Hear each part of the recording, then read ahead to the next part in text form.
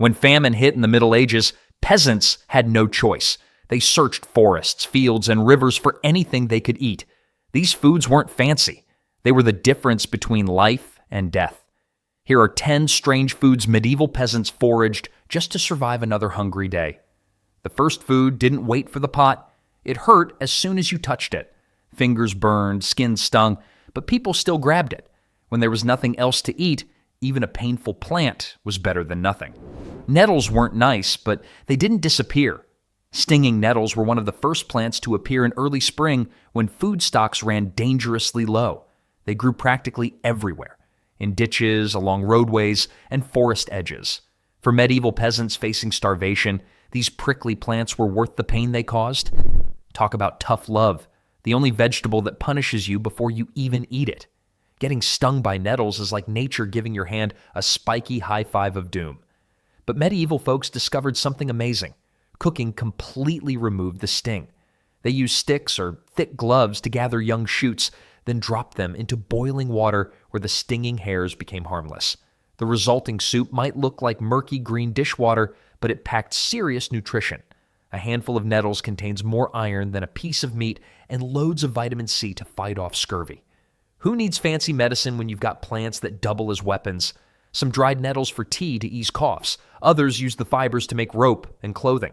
Nothing says medieval fashion quite like wearing the plant that just tried to murder your fingers. During the Great Famine of 1315 to 1317, these humble stinging plants saved countless lives. These painful greens were the difference between an empty plate and a full belly.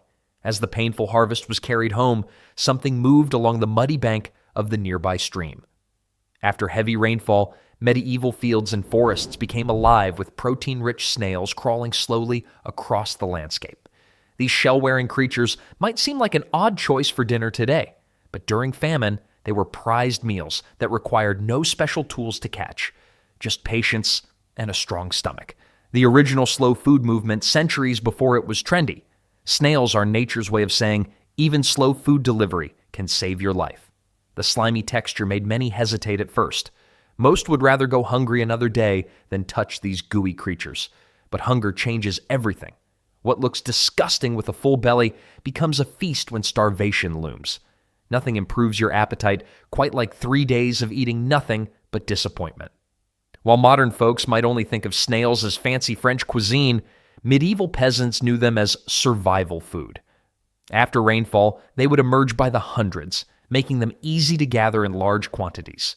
For starving families, this slow-moving feast could mean the difference between life and death.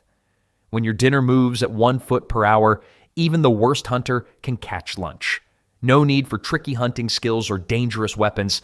Even children could safely collect them. Many peasant families kept small wooden boxes or clay pots specifically for gathering snails when times got tough. During the worst famines, villages would organize snail gathering groups with everyone bringing back their haul to share. Medieval takeout, it delivers itself, just very, very slowly.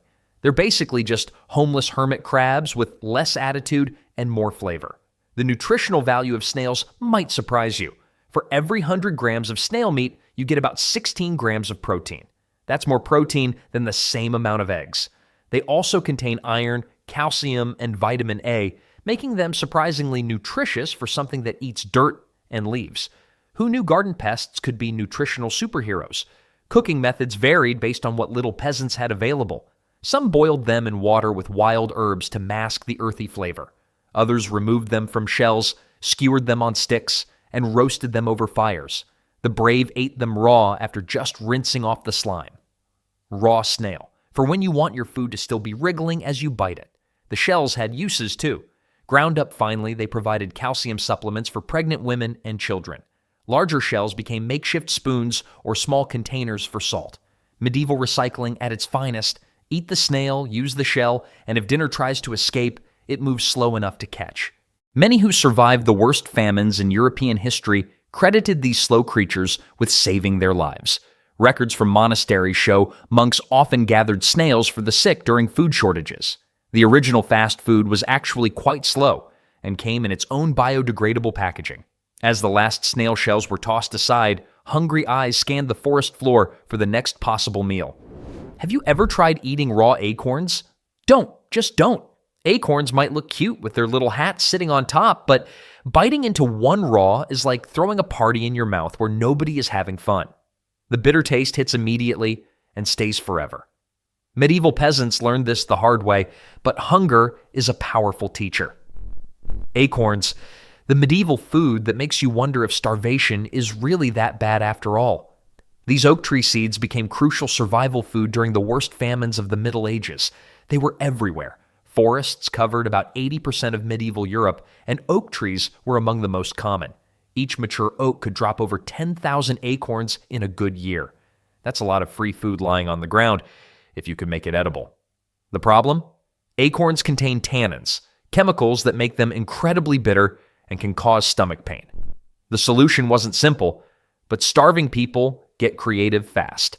First, medieval foragers would collect acorns by the basketful, often competing with wild pigs and other animals for this forest bounty. Then came the real work, processing them to remove the bitterness. It's not cooking.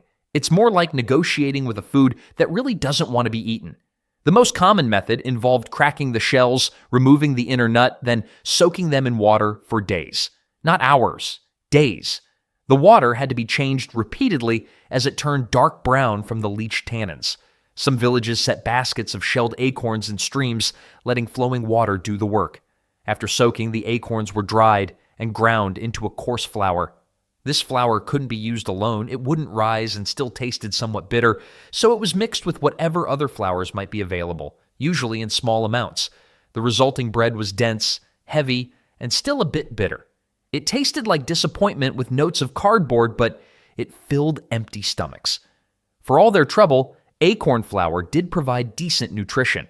They're about 50% starch and 5% protein, plus healthy fats and minerals. During the Great Famine of 1315 to 1317, when wheat crops failed across Europe, these bitter nuts kept countless families alive.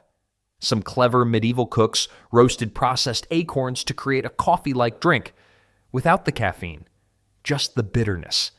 It was the medieval version of decaf, except instead of removing something, they just never had it in the first place.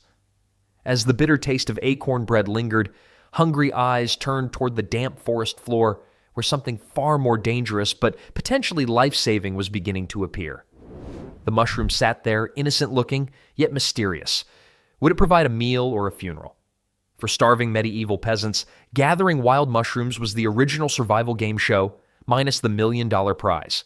A wrong choice meant severe illness or death. A right choice meant living to starve another day. Welcome to Medieval Roulette, where the wheel is a forest and every spin could be your last. During famine years, desperate families ventured into damp forests seeking these fungal treasures. Mushrooms grew quickly after rainfall, making them available when other foods had failed. Some varieties were nutritious and delicious. Others contained deadly poisons with no antidote. Without field guides or scientific knowledge, medieval foragers relied on generations of passed-down wisdom. Rules for safety were strict. Avoid bright colors, check for rings around the stem, and watch out for certain gill patterns. When your mushroom identification guide is your great-grandmother's deathbed warning, you pay attention. Most stuck to a few easily identifiable safe varieties. Morels, with their distinctive honeycomb-like caps, were prized finds in early spring. Chanterelles, with golden trumpet shapes, became reliable autumn food sources. Puffballs, which look like white balls growing on the ground, were gathered while young and fresh. Beyond basic nutrition, mushrooms offered something rare during famine: flavor. Unlike bland emergency foods, many wild mushrooms had rich, meaty tastes that made watery soups more satisfying. During the worst years of the Great Famine, monasteries recorded using dried mushrooms as medicine. Some varieties were believed to strengthen the blood or fight fever. Modern science has confirmed many mushrooms contain immune-boosting compounds. Storage techniques evolved to extend their use. Threaded onto strings and hung near fireplaces, mushrooms would dry and could be stored for months. Others were preserved in brine or vinegar mixtures. When your dinner might kill you, but starvation definitely will, suddenly those weird forest growths start looking pretty good. Incredibly, over 70% of medieval mushroom poisoning victims survived. This wasn't due to effective treatment, but because most toxic mushrooms caused severe illness without being lethal. As the last of the mushrooms were carefully gathered, something tall and unappealing caught hungry eyes. Burdock plants were easy to spot during medieval famines, tall with huge leaves and annoying sticky burrs that clung to clothing. The roots hiding underground, however, were the real treasure. These long, brown, dirt-covered sticks became life-saving food when all else failed. Digging up burdock roots was hard work. Medieval peasants used simple wooden tools or bare hands to dig deep into the soil. The roots could grow over 3 feet long and needed to be completely uncovered without breaking them. It was medieval weightlifting. Pick up heavy things, put them down, but instead of muscles, you get a stick that tastes like dirt. First-year roots were preferred, less woody and bitter than older ones. The best time to harvest was autumn or early spring when the plant stored more energy in its roots. During severe famines, though, people dug them up whenever they could find them, regardless of season or age. After the exhausting task of digging them up came the equally challenging job of making them edible. Fresh burdock roots contain high levels of inulin, a type of sugar that humans cannot digest well. This causes stomach pain and gas, not ideal side effects when you're already suffering. Processing began with thorough washing to remove dirt and outer skin. The roots were then sliced thin and soaked in water for hours to remove some of the bitterness. Next came boiling. Not just a quick boil, but a long, energy-consuming process that could take hours. Medieval cooking instruction: boil until you forget what day it is, then boil some more.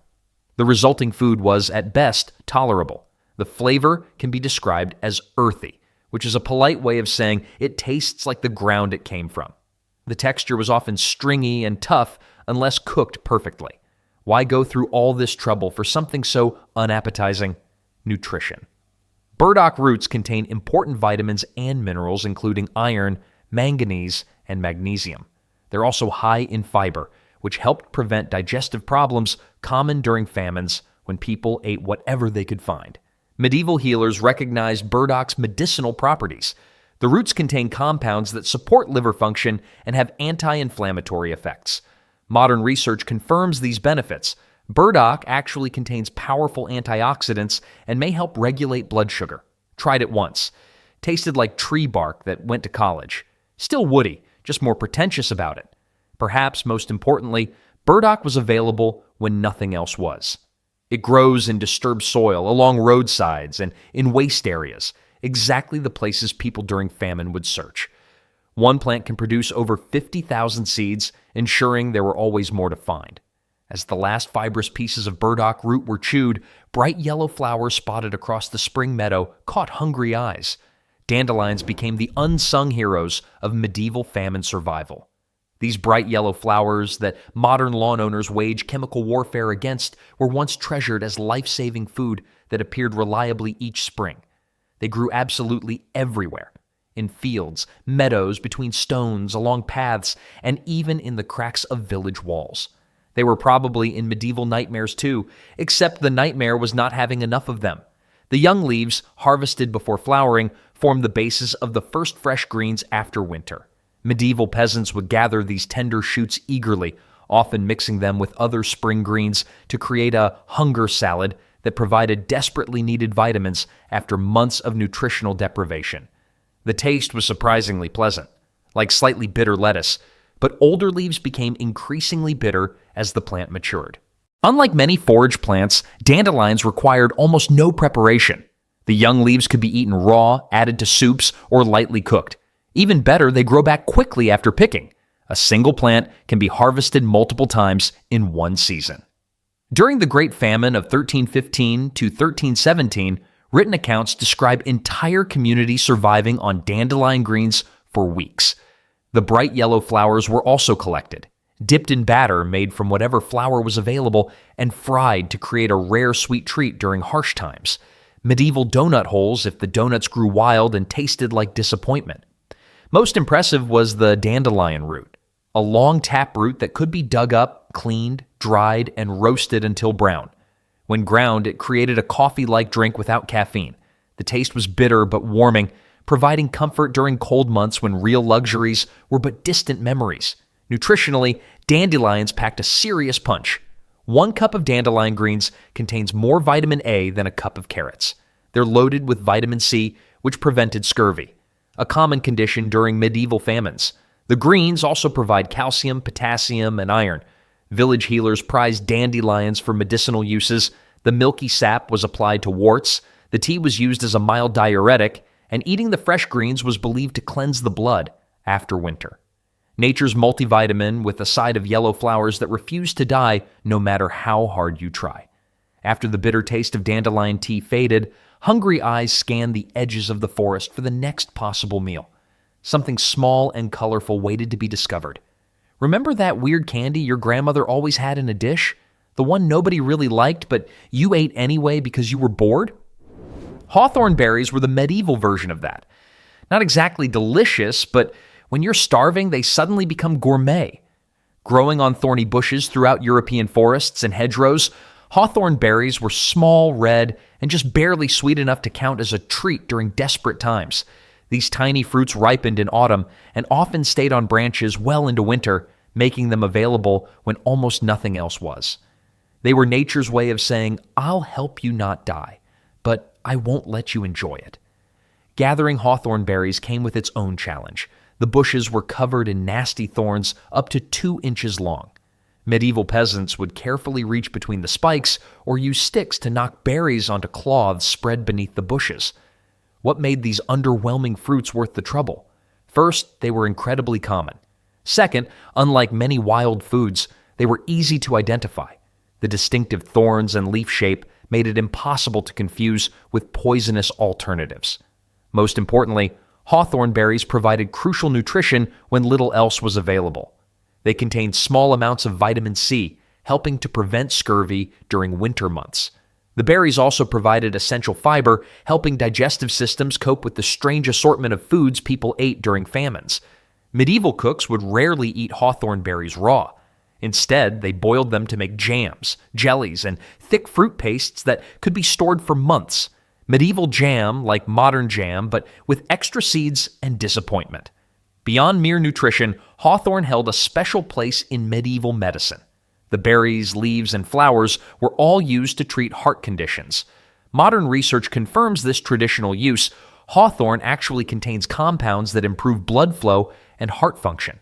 When your bread tastes like twigs and sadness, but you're not dead, that's a medieval success story. While gathering the last of the berries, a familiar scent wafted through the air. What grows in damp soil, has hollow green tubes for leaves, makes you cry when cut, but could save your life during a famine? Wild onions were medieval meal savers that brought both tears and flavor to desperate times. Growing near streams, in meadows, and along forest edges, these pungent bulbs could transform a pot of boiled water and whatever else was available into something that actually tasted like food. Their distinctive smell made them easy to find, impossible to mistake for anything else. Even the smell gave hope to hungry people. It was the garlic bread of despair. The entire plant was useful. Bulbs, stems, and even the flowers found their way into medieval cooking pots. Unlike many forage foods, wild onions required minimal preparation. A quick rinse to remove dirt was all that was needed. The sulfur compounds that give wild onions their aroma and make your eyes water when cutting them served an important purpose during food shortages. These compounds have natural antibacterial properties, helping to preserve food and prevent illness. Wild onions also contain surprising nutrition. Rich in vitamin C, they helped prevent scurvy during winter months. They also provided small amounts of calcium, iron, and dietary fiber. Medieval cooking tip: when your soup tastes like dirty water and sadness, add wild onions. It will still taste like sadness, but with layers. Clever peasants would dry wild onion bulbs by stringing them together and hanging them near the cooking fire. This preserved them for months, ensuring flavor would be available even in winter. After adding the last of the wild onions to the pot, a tart green plant caught attention, growing abundantly along the path ahead. That sad, watery soup needed something to make it taste like actual food. Enter sorrel, nature's medieval flavor booster. This common plant with arrow-shaped leaves brought a burst of lemony tartness that transformed bland survival meals into something almost enjoyable. Sorrel grew just about anywhere in medieval Europe: meadows, forest edges, and along pathways. What made it special was its remarkably high vitamin C content. Just a small handful of fresh leaves provided enough to keep scurvy at bay. Your teeth didn't fall out. That was the bar for cuisine back then. Medieval cooks added young sorrel leaves to soups and stews. The acidity helped to soften tough meats when available, or brightened up the flavor of whatever roots and bark might be in the pot. Some clever monastic healers also used sorrel to treat infections and reduce fevers. Sorrel was basically medieval lemon juice, except instead of asking for a wedge in your water, you were begging it to save your village. Interestingly, sorrel remains a delicacy in fancy French cuisine today. From famine food to five-star dining, sometimes survival just needs better marketing. While harvesting the last of the sorrel, hungry eyes turned toward the nearby muddy stream, where something slippery might provide the most valuable catch of all. Splash! Mud flew everywhere as bare feet stomped through the shallow stream. The hunt for eels was on, a dangerous dance between hungry humans and slippery creatures that could mean survival. Eels were the unexpected heroes of medieval famine food. These snake-like fish lived in rivers, streams, and marshes throughout Europe. Unlike other wild foods, eels were high in fat and protein, precious nutrients during times when most people survived on plants alone. Catching eels was medieval mud wrestling, except the prize was dinner instead of a trophy. Medieval peasants waded barefoot through muddy stream beds, feeling for the distinctive wiggle underfoot, or built woven baskets called eel pots to trap them. Once caught, they were eaten fresh in stews or smoked and dried for later use. Eel jerky is medieval energy bars, just slimier. Beyond their value as food, eels were one of the few wild foods that could be sold or traded. As the last eel disappeared into the cooking pot, full bellies provided a moment's respite from the constant search for food.